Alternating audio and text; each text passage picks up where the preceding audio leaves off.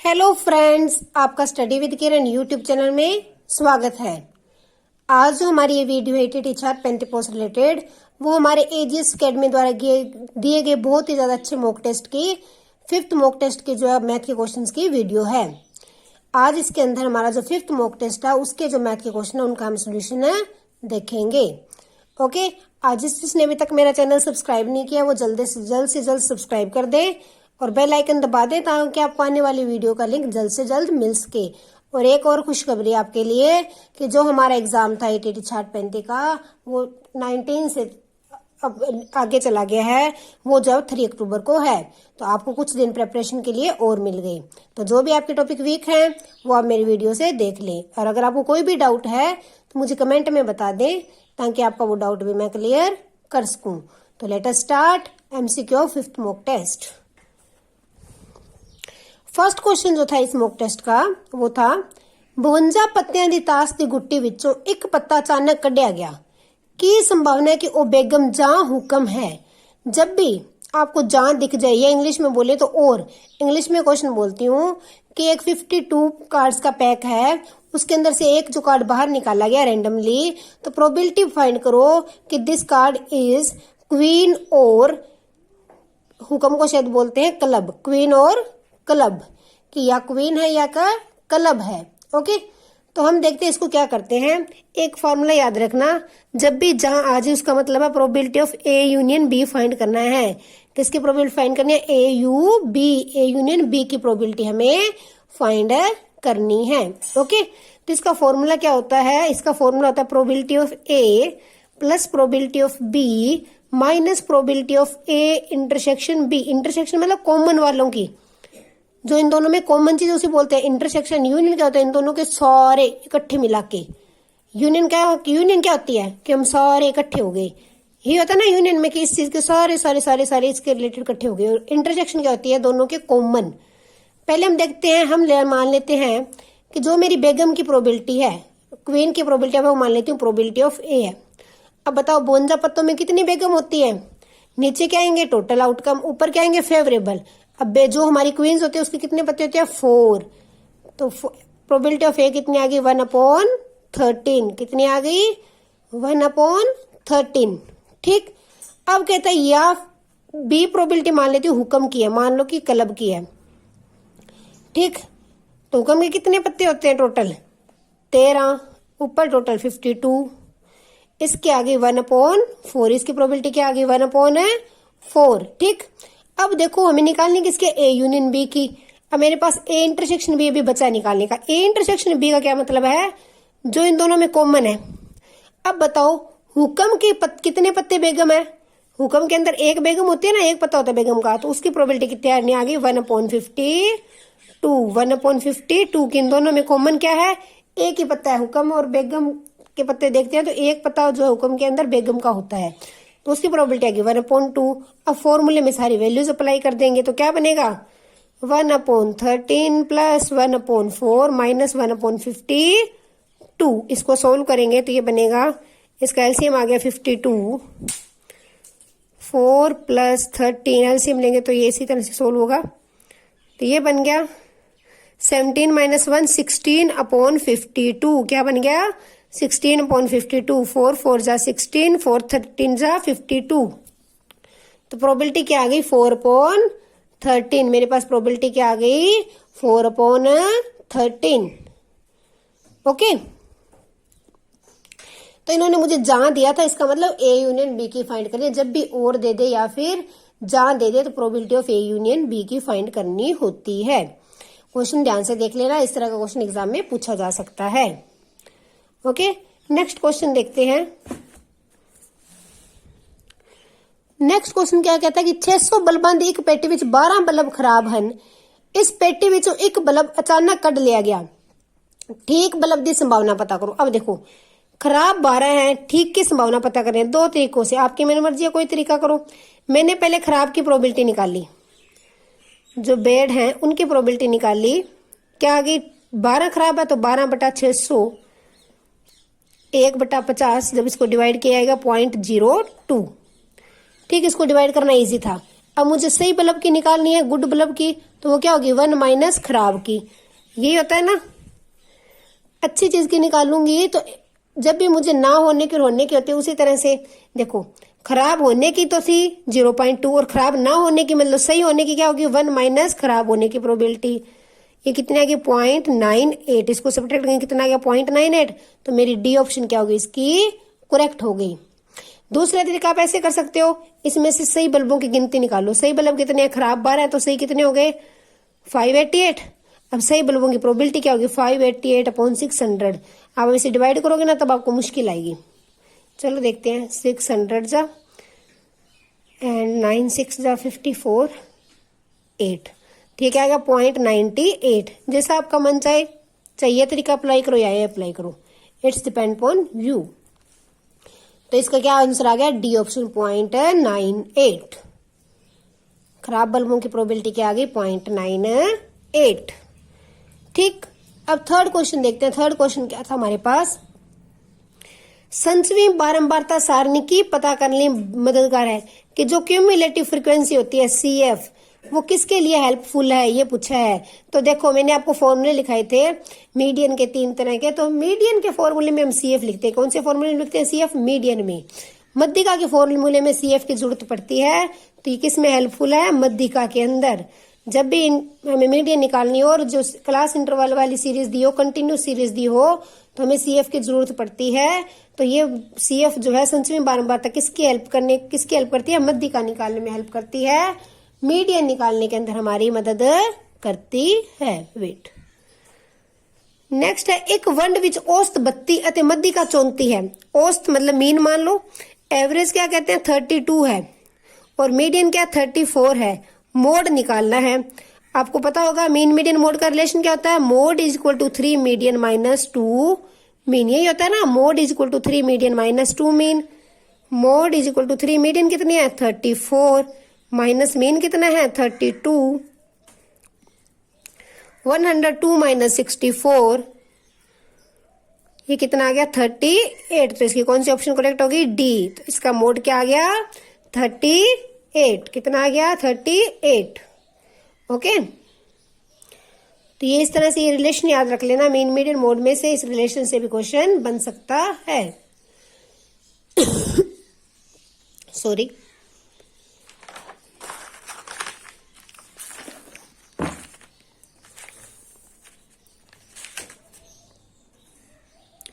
अब next question है, कहता JX1 X2 XN कि अप टू 1 XN तक की औसत जो है M है। क्या है M है, मीन जो क्या 5 है। जेकर X1 दी था X डैश लिखे जाए। कहता कि if X1 is replaced by X dash then new average, की न्यू एवरेज क्या होगी। पुरानी एवरेज M है, तब ये हमारे पास नंबर थे। कहते X1 की जगह X डैश चेंज किया है तो न्यू जो हमारा एवरेज है वो क्या होगा। देखो मैं पहले पुरानी एवरेज देखती हूँ। पुरानी एवरेज किसके इक्वल है M के इक्वल। फार्मूला क्या होता है, ऊपर होता है सम ऑफ टर्म्स, नीचे क्या होता है नंबर ऑफ टर्म्स। यही होता है ना, नंबर कितने N। तो मेरे पास ऊपर वालों का सम कितना आ गया NM किसके इक्वल आ गया X1 plus X2 plus XN। अब उसने क्या कहा कि इसको रिप्लेस कर दिया, कि इसको सब्ट्रैक्ट कर दिया, कि NM में से X1 को सब्ट्रैक्ट कर दिया और ऐड क्या कर दिया X डैश, ऐड क्या कर दिया X डैश। तो मेरा नया सम क्या बन गया, ये देखो X1 को इसमें से सब्ट्रैक्ट करिया, दोनों साइड X1 सब्ट्रैक्ट हुआ, ऐड क्या किया X डैश। तो मेरे पास ये वाला जो है नहीं, मेरे पास जो है इनका सम इसके इक्वल आ गया। सम किसके इक्वल आ गया NM minus X1 plus X dash. तब एवरेज क्या होगी, ये क्या है सम निकालना है मैंने, सम। तो सम अपॉन नंबर, सम अपॉन नंबर। तो मेरी एवरेज क्या आ गई इसकी, फर्स्ट ऑप्शन जो है मेरी करेक्ट हो गई। NM minus X1 plus X dash upon N, जो इसकी फर्स्ट ऑप्शन थी वो इसका क्या आ गया करेक्ट आंसर आ गया।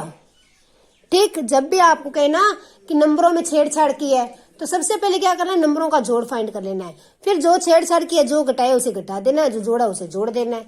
इतना ही काम करना है। ठीक, नेक्स्ट क्वेश्चन कहते हैं कि एक चक्कर का अर्धव्यास 14 सेंटीमीटर है, कि एक सर्कल है उसका अर्धव्यास कितना है 14 सेंटीमीटर है। एक दूसरे चक्कर का अर्धव्यास पता करो जिसका क्षेत्रफल पहले दे 1/4 है। इंग्लिश में बोलती हूँ, कि एक सर्कल का रेडियस 14 सेंटीमीटर है, एक अनदर सर्कल का रेडियस पता करो जिसका एरिया जो है whose area is 1/4 of first, जिसका एरिया पहले का 1/4 है। अब देखो इसका अर्धव्यास दिया है तो मैं इसका एरिया निकाल लेती हूँ। एरिया क्या होता है पाई आर स्क्वायर, तो बाई बटा 7 pi into r square. 44 into 14 आ गया। मैं एक बार इसको इसी तरह से लिख लेती हूँ। ये आ गया एरिया ऑफ फर्स्ट सर्कल। अब वो कहता जो सेकंड सर्कल का एरिया है, मान लो सेकंड सर्कल का रेडियस है R1, कहता जो सेकंड सर्कल का एरिया है ना वो इसका 1/4 है, मतलब कि इसका 1/4 मतलब कि इस तरह से है, 1/4 इसका 4 डिवाइड में है। तो pi R1 square is equal to क्या आएगा ये 11 इंटू 14। R1 स्क्वायर क्या आएगा 11 इंटू 14 अपॉन पाई करेंगे तो नीचे 22 ऊपर चला जाएगा 7, तो ये आ गया 49। R1 स्क्वायर कितनी आ गई मेरे पास 49। R1 स्क्वायर कितनी आ गई 49, तो R1 कितना आ गया 7। ये R लिया था, ये R1 लिया था, R1 की वैल्यू कितनी आ गई 7 मीटर। तो जो मेरा रेडियस है वो क्या आ गया 7। मैंने क्या किया एग्जाम क्वेश्चन के हिसाब से चली, पहले चक्कर का रेडियस दिया था और इनका दोनों के एरिया का क्षेत्रफल दिया था, एरिया का रिलेशन दिया था कि 1/4 है, तो मैंने फर्स्ट का एरिया निकाला, उसका 1/4 करके दूसरे के इक्वल रखा और उससे मेरे पास आर की वैल्यू आ गई, कितनी आई 7। कितनी वैल्यू आ गई आर की मेरे पास 7। तो सेकंड जो सर्कल था उसका रेडियस कितना आ गया 7 मीटर। ओके, अब नेक्स्ट क्वेश्चन देखते हैं। 7th क्वेश्चन क्या है हमारे पास। ਜਦੋਂ ਇੱਕ ਤਾਰ ਨੂੰ ਵਰਗ ਵਿੱਚ ਮੋੜਿਆ ਤਾਂ ਇਹ 100 ਸੈਂਟੀਮੀਟਰ ਸਕੁਅਰ ਦਾ ਖੇਤਰਫਲ ਬਣਾਉਂਦੀ ਹੈ। ਠੀਕ, ਜੇ ਇਸ ਨੂੰ ਚੱਕਰ ਵਿੱਚ ਮੋੜਿਆ ਜਾਵੇ ਤਾਂ ਚੱਕਰ ਦਾ ਖੇਤਰफल पता करो। अब देखो एरिया तो दोनों का डिफरेंट आएगा, लेकिन मुझे एक बात पता है, एक ही तार को मोड़ के स्क्वायर बनाया, उसी तार को मोड़ के सर्कल बनाया, तो इसका सरकमफ्रेंस और इसका सरकमफ्रेंस, इसका घेरा और इसका घेरा आपस में क्या होगा बराबर होगा ना, क्योंकि तार तो उतनी लंबी है।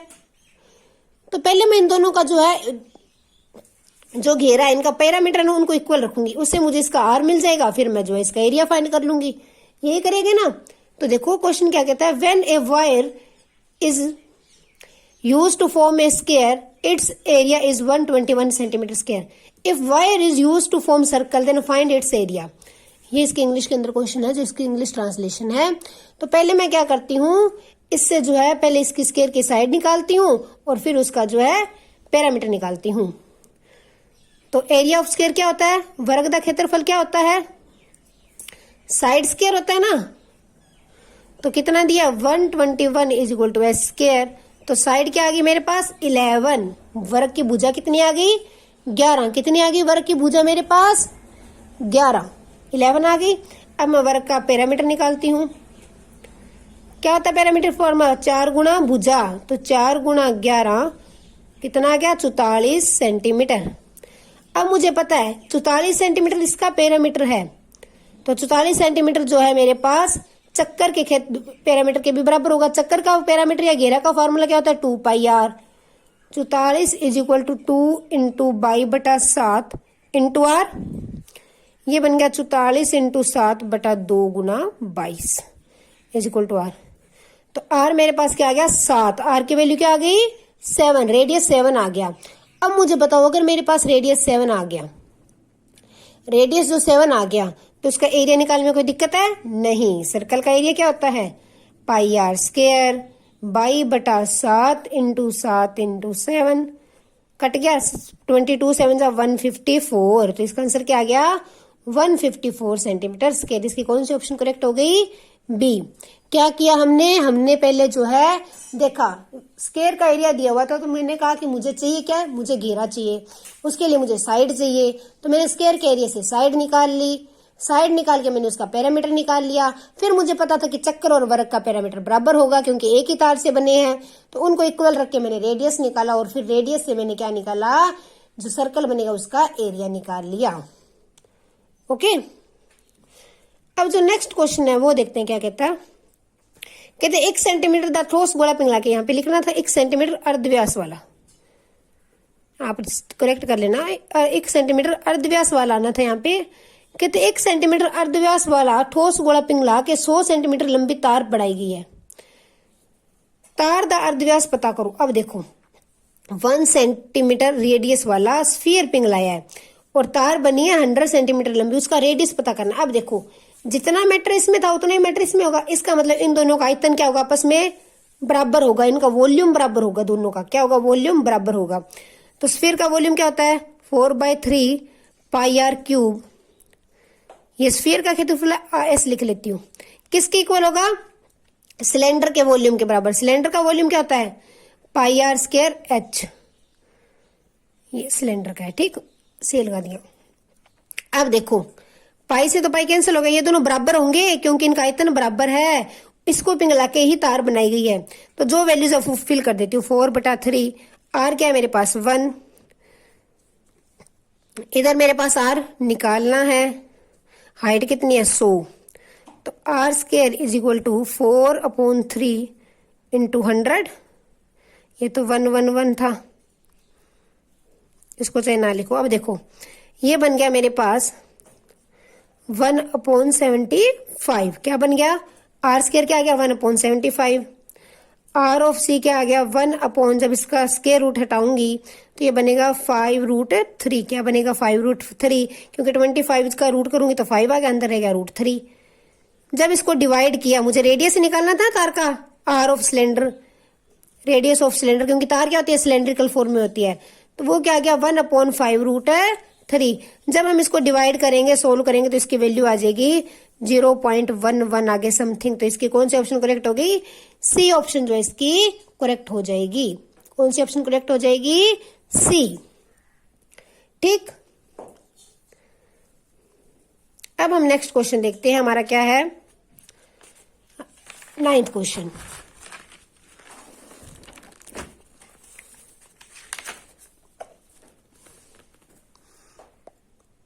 कहता कोज एक्स दा अधिकतम अते न्यूनतम मूल्य है।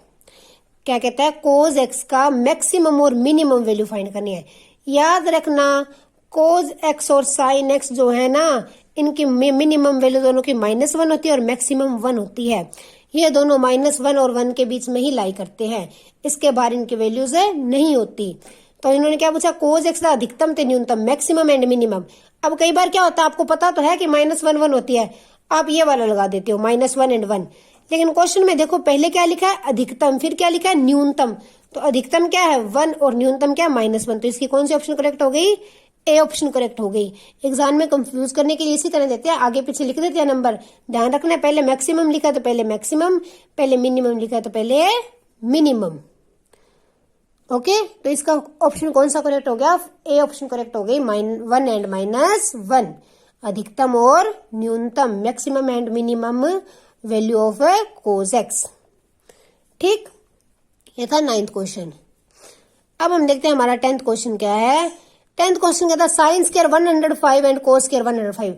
जब भी कहीं पे sine square theta plus cos square theta दिख जाए कि इनका एंगल सेम दिख जाए और दोनों का स्क्वायर और बीच में सम है, तो आपको वैल्यू पुट करने की जरूरत ही नहीं है, सीधा ही हमें फॉर्मूला पता है कि हमें तो पता है भाई sine square theta plus cos square theta किसके इक्वल होता है 1 के इक्वल होता है। बस आपने ये बात याद रखनी है कि यहाँ पे अगर एंगल सेम है तो इसकी वैल्यू पुट करने की जरूरत नहीं, इसका डायरेक्ट आंसर क्या होगा 1 होगा, क्योंकि sine square theta plus cos square theta भाई 1 होता है। तो sine square 105 plus cos square 105 कितना हो गया 1 हो गया। अब ये क्वेश्चन एग्जाम में देखे घबरा मत जाना कि हमने तो 105 की वैल्यू की नहीं, कहीं देखी नहीं। तो ये फॉर्मूला देखो कि क्या बन रहा है, sine square theta plus cos square theta का बन रहा है। उनका फॉर्मूला होता है कि sine square theta plus cos square theta क्या होता है 1 के इक्वल होता है। किसके इक्वल होता है 1 के इक्वल होता है। ओके, नेक्स्ट क्वेश्चन देखते हैं हमारे पास क्या है। नेक्स्ट क्वेश्चन है एक्स अक्ष से ओ बिंदु पता करो जो -2 पंज अते 3 -3 तो समान दूरी ते है। क्या कहता है कि एक्स एक्सिस पे वो पॉइंट फाइंड करो जो -2 एंड 3 एंड -3 से सेम डिस्टेंस पे है। क्या है सेम डिस्टेंस पे। तो अब देखो पॉइंट किस पे एक्स एक्सिस पे, तो पहली बात तो मुझे ये पता लगी कि एक्स एक्सिस पे जो भी पॉइंट होगा वो x0 टाइप होगा, उसमें y कोऑर्डिनेट क्या होगा 0 होगा, ठीक। ये बात तो मुझे पता लग गई कि एक्सिस पे कोई भी पॉइंट होता है तो x0 टाइप का होता है, y कोऑर्डिनेट उसका क्या होता है 0 होता है, ठीक। अब मुझे फाइंड करना है x। अब ये कहता है इक्वल डिस्टेंस पे, इट मीन्स जो मेरा ये पॉइंट है एक्स एंड 0 उसका डिस्टेंस -2 5 और उसका डिस्टेंस 3 एंड -3 के निकालेंगे तो वो दोनों आपस में क्या आएंगे, इक्वल आएंगे। क्या आएंगे, इक्वल आएंगे। ठीक, तो मैं डिस्टेंस फॉर्मूला लगाती हूँ और दोनों को इक्वल रख देती हूँ। पहले इन दोनों का डिस्टेंस देखा, क्या होता है x2 - x1 square, okay, plus y2 - y1 square. किसके इक्वल होगा, इस दोनों के डिस्टेंस के इक्वल होगा। Sorry, x2 - x1 square plus y2 - y1 square, दोनों को इक्वल रखा। दोनों साइड रूट है, रूट हटा दूं, कोई फर्क पड़ेगा, बिल्कुल भी नहीं पड़ेगा। अब मैंने ओपन किया, रूट हटा दिया, ये क्या बनेगा a square plus b square, दोनों माइनस है तो क्या बन जाएगा प्लस 2ab। ये क्या बनेगा 25 is equal to a square plus b square -6x, क्योंकि एक ही माइनस है, ये बनेगा 9। अब इसको सोल्व किया, ये बन गया 29 plus x square plus 4x is equal to x square -6x plus 18। X square cancel, 6x को इधर ले आए, क्या बन गया 10x। 18 - 29 किया तो 10x इज इक्वल टू आ गया मेरे पास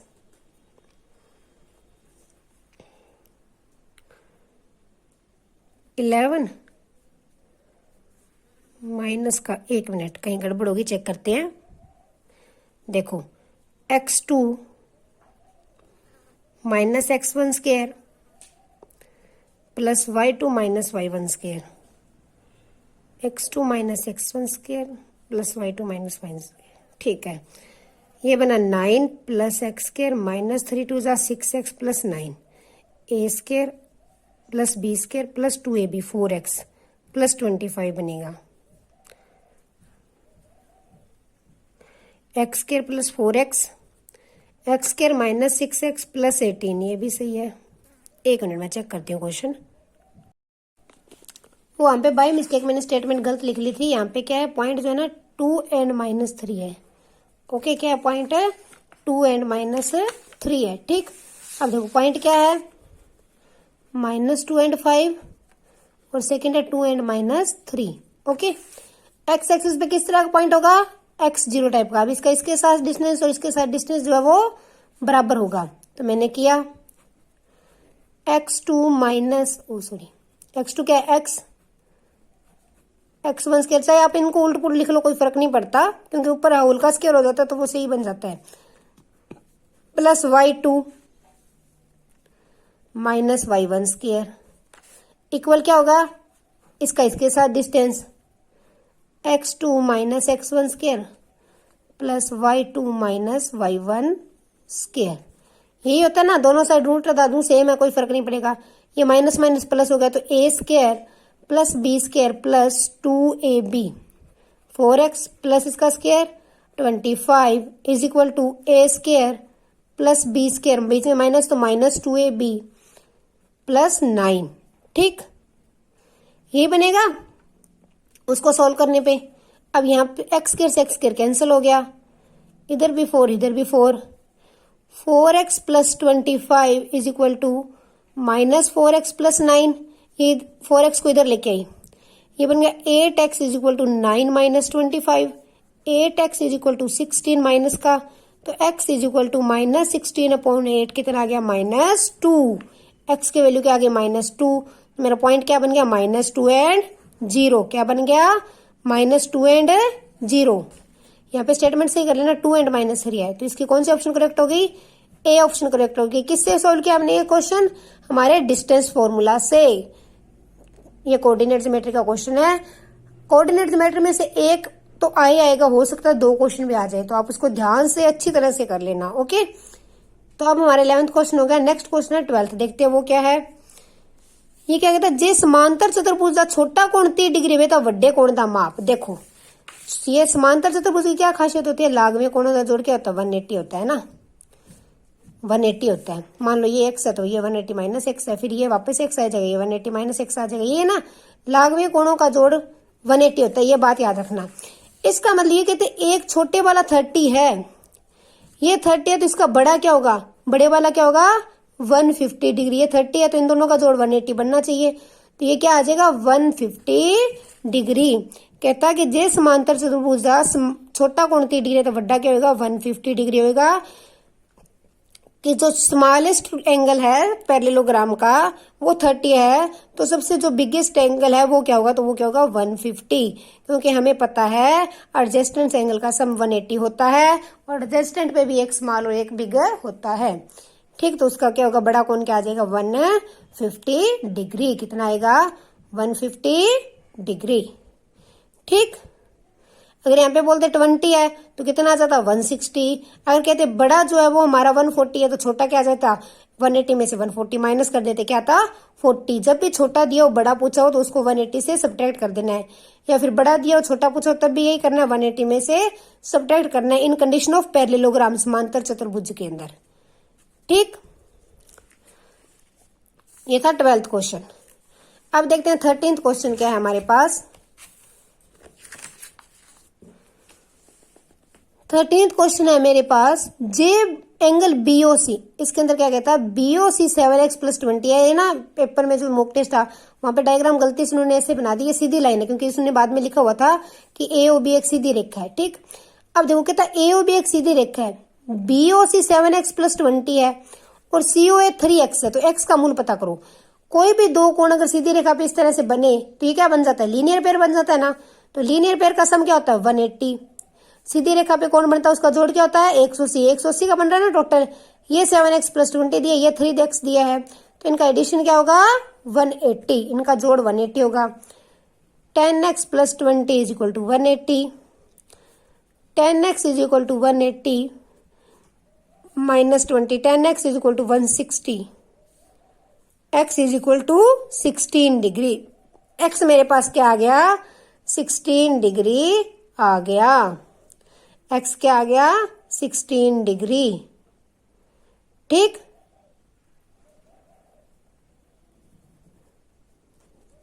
एक मिनट, 7x + 20 और 3x का सम क्या था 180, 7 और 3 10, तो x क्या आ गया मेरे पास 16 degree. Okay,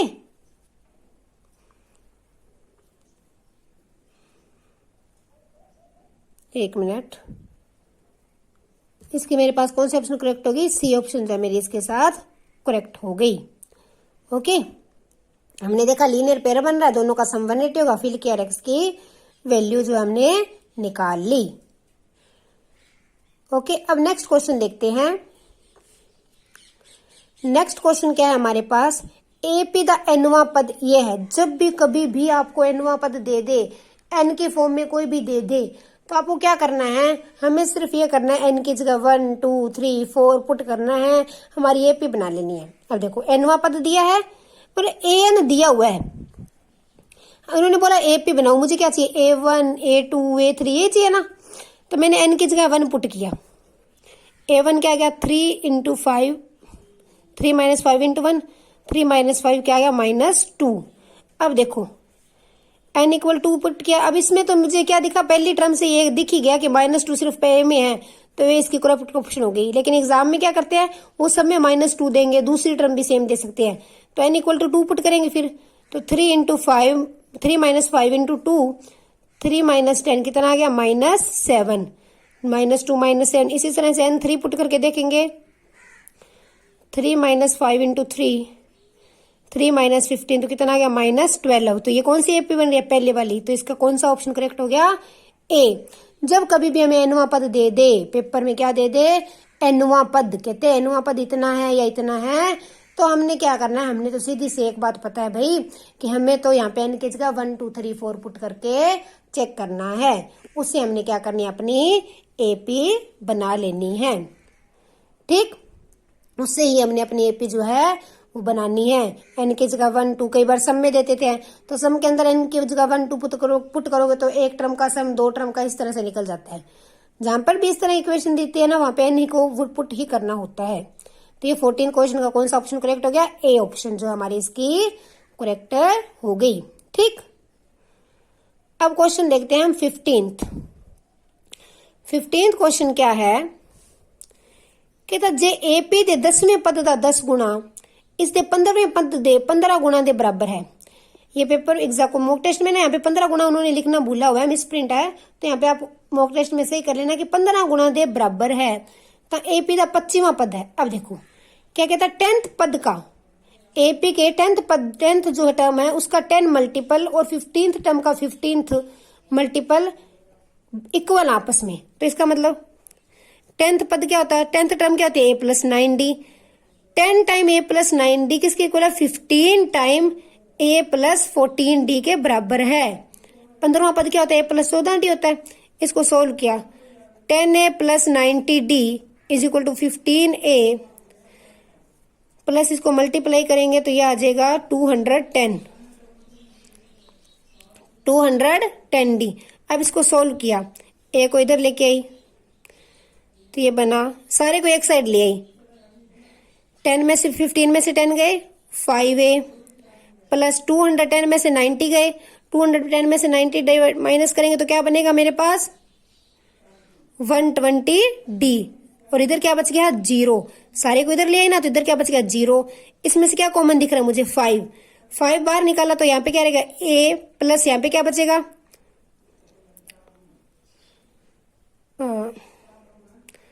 24, a plus 24d किसके इक्वल आ गया 0 के। अब देखो पूछा क्या था 25वां पद, 25वां पद क्या होता है a प्लस 24d, तो क्या आ गया 0। एक बार तो बताऊं इस तरह के क्वेश्चन आते हैं ना लगभग 100 में से 80 क्वेश्चन का आंसर 0 ही आता है, 100 में से 80 क्वेश्चन का आंसर 0 ही आता है, ठीक।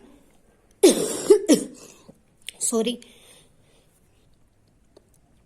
तो मेरे पास इसका 24th जो टर्म है वो क्या, 25th टर्म क्या आ गई 0। क्या किया मैंने क्वेश्चन के अकॉर्डिंग, इसका 10 गुना और इसका 15 गुना बराबर रखा, सारी टर्म एक पास एक साइड लेगी, 15 में से 10 गए 5, 210 में से 90 गए 120, इधर क्या बच गया 0। अब इसमें से 5 कॉमन निकल रहा था, 5 से डिवाइड किया तो 1 और 24d, a प्लस 24d 0 आ गया, ये मुझे निकालना था। 25वां पद ये होता है ना a प्लस 24d, इसके इक्वल होता है 25th जो पद है वो किसके इक्वल होता है a प्लस 24d के इक्वल होता है। तो ये हमारे 15 क्वेश्चन की कौन सी ऑप्शन करेक्ट हो गई, डी ऑप्शन जो है करेक्ट हो गई। अब नेक्स्ट क्वेश्चन देखते हैं 16 क्वेश्चन क्या कहता है। ये कहता 10 ਅਤੇ 200 ਵਿੱਚ सारी संख्यावां जो 6 नाल विभाजित होन। क्या कहता है 10 एंड 200 के बीच वो सारी संख्याएं जो 6 से डिवाइडेड हो। अब देखो जो 6 से डिवाइडेड है इसका मतलब इसमें डी क्या है 6 है। ए क्या होगा 10 के बाद कौन सी है जो 6 के टेबल में आती है, कौन सी है 12, ये है ना। और जो लास्ट में है एल, लास्ट वाला कौन सा पद है जो 6 के टेबल में आएगा 200 से पहले, 200 से पहले कौन सा पद जो इसके अंदर आएगा 198 देखते हैं। 198 जो 6 के टेबल में आएगा 33 पे, तो लास्ट पद कौन सा आएगा 198। तो ये मेरे पास ए डी एल आ गया। जब मेरे पास ए डी एल हो और सम पूछा हो तो क्या करते हैं पहले एन निकालते हैं फिर फॉर्मूले में पुट करते हैं, एन निकालेंगे। मेरे पास ए एन का फॉर्मूला क्या होता है A plus n minus 1d। A n क्या है 198 is equal to 12 plus n पता नहीं है, डी मेरे पास 6 है। 198 minus 12 is equal to 6n minus 6। 186 is equal to 6n minus 6. 186 plus 6 is equal to 6n. 192 is equal to 6n. n is equal to 192 upon 6. तो कितना आ गया n मेरे पास क्या आ गया 32। अब मेरे पास n आ गया, अब मेरे पास n है तो मैं कौन सा फार्मूला लगाती हूँ, ये सारी चीजें होती है तो सम के लिए n/2 इंटू ए प्लस एल, जब लास्ट टर्म दियो तो सम का ये फार्मूला लगाते हैं ना। तो 32 अपॉन 2 इंटू ए कितना 12, एल कितना 198 डिवाइड किया ये आ गया 16, ये बन गया 16 इंटू 210, क्या बन गया 210। इनको मल्टीप्लाई करके देखते हैं क्या बनता है 16 इंटू 210, तो ये मेरे पास बनेगा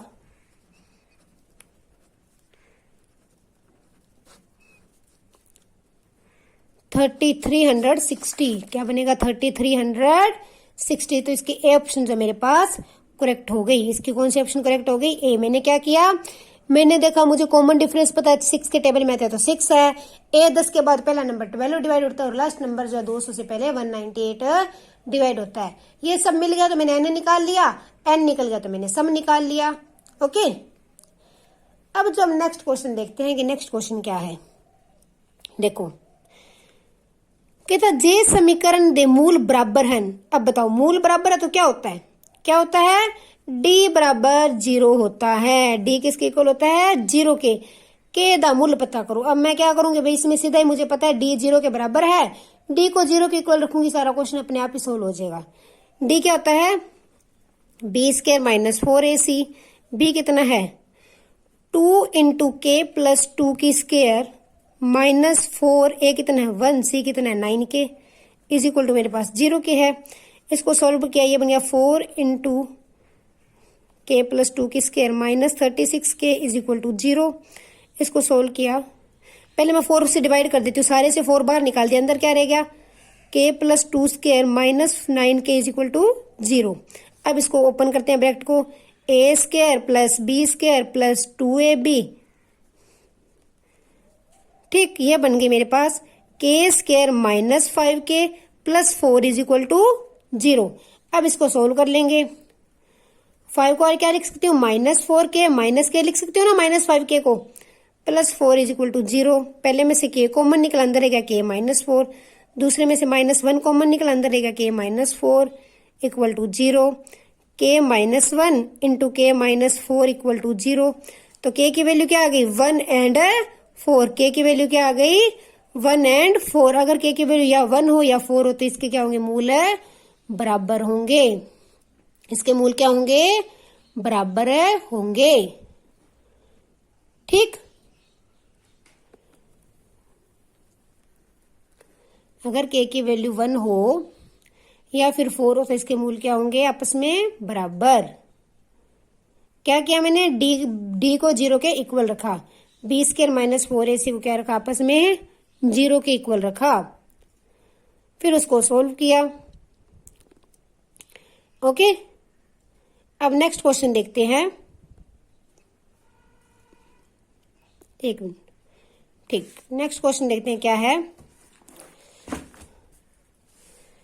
18th क्वेश्चन कहता जे बहुपद दे मूल 2 प्लस रूट 3 और 2 माइनस रूट 3 तो बहुपद होगी। दो तरीकों से कराती हूँ आपको। पहला, मुझे रूट दिए हुए हैं, मैं क्यों ना प्रोडक्ट ऑफ रूट निकालूं, इन दोनों की गुना निकालती हूँ। जब भी आपको ना एक रेशनल नंबर इस तरह से रूट में दिखे ना तो आप ये फॉर्मूला लगाया करो, प्रोडक्ट ऑफ रूट निकाला करो। पहले दोनों की गुना क्या बनेगा, a plus b, A minus B क्या होता है, A square minus B square के बराबर होता है ना। ये बन गया 4 माइनस 3, तो इनकी प्रोडक्ट क्या आ गई, गुना क्या आ गई, प्रोडक्ट ऑफ रूट क्या आ गया 1। फिर मैं इन दोनों का सम निकालती हूँ, इन दोनों को ऐड किया तो ये तो कैंसिल हो, कितना आ गया 4, इनका सम कितना आ गया 4। अब मैंने इक्वेशन बनाने का तरीका क्या बताया था, इक्वेशन कैसे बनती है, x square minus sum of root कितना है 4 into x plus product of root कितना है 1। तो ये मेरी इक्वेशन बन गई x square minus 4x plus 1। A option इसका करेक्ट हो गया। दूसरा आप ऐसे कर सकते हो, आपको मूल दिया ना तो उनको एक्स में से सब्ट्रैक्ट करके लिख लो।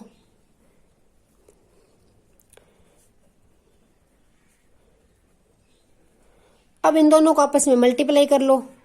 जब इस तरह से करोगे ना क्वेश्चन बहुत कॉम्प्लिकेटेड हो जाएगा, मल्टीप्लाई बहुत बड़ी हो जाएगी। तो आप यही तरीका करो कि आप पहले प्रोडक्ट ऑफ रूट निकाल लो, दोनों की गुना निकाली 1 आ गया, दोनों का एडिशन निकाला। हमारा फॉर्मूला क्या होता है, x square minus sum of root plus product of root. तो इक्वेशन इस तरह से बन जाएगी। तो ये तरीका जो इससे ज्यादा बेटर है। ये देखो इसको कितना कॉम्प्लिकेटेड बनेगा, मैं आपको करके दिखाती हूँ।